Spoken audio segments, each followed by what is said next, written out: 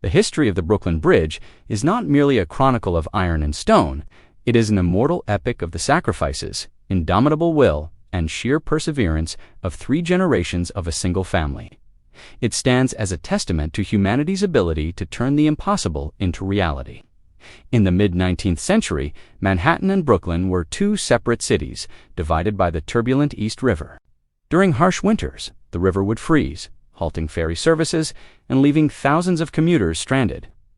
To solve this, a German-born engineer named John Augustus Roebling envisioned a massive suspension bridge, a concept that seemed delusional at the time.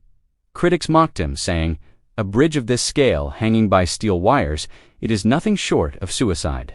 In 1870, shortly after securing approval through immense struggle, tragedy struck before the work could even truly begin.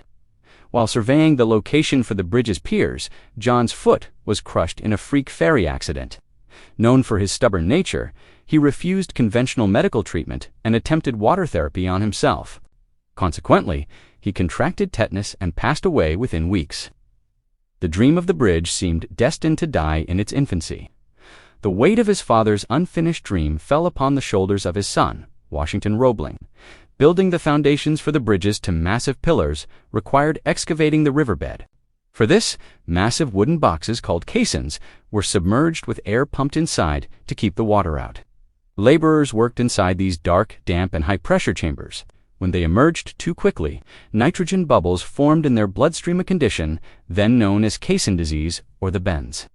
Hundreds of workers were paralyzed, and 25 lost their lives. Washington himself spent long hours underwater to boost the morale of his men.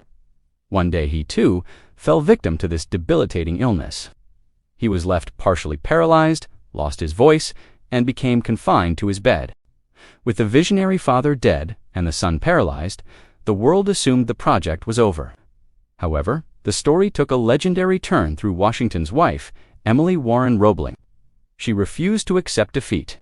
Using her husband's subtle gestures and brief written notes as guidance, she took charge.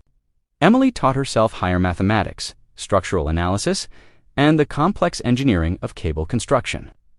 For the next 11 years, Emily served as the surrogate director of the project. She visited the site to consult with engineers, managed the laborers, and navigated the treacherous waters of city politics. While Washington watched the progress through a telescope from his window, Emily turned his vision into reality.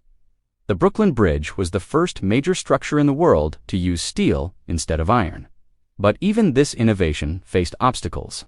A corrupt contractor supplied inferior steel wire for the construction. From his sickbed, Washington detected the fraud. To ensure the bridge would never collapse, he redesigned the entire structure to be 6 times stronger than originally planned, a decision that keeps the bridge standing to this day. On May 24, 1883, after 14 years of grueling labor and loss, the Brooklyn Bridge was finally opened to the public.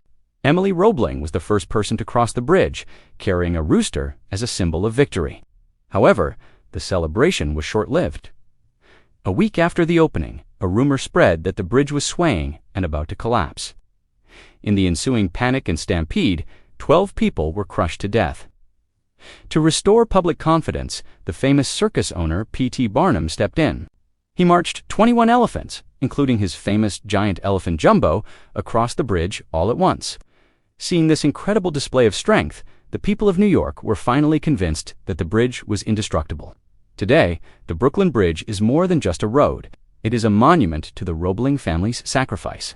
John Roebling gave his life, Washington Roebling gave his health and youth, and Emily Roebling gave her intellect and relentless labor. The bridge stands as a silent witness to the fact that human will can overcome even the most mountainous obstacles. Thanks for watching.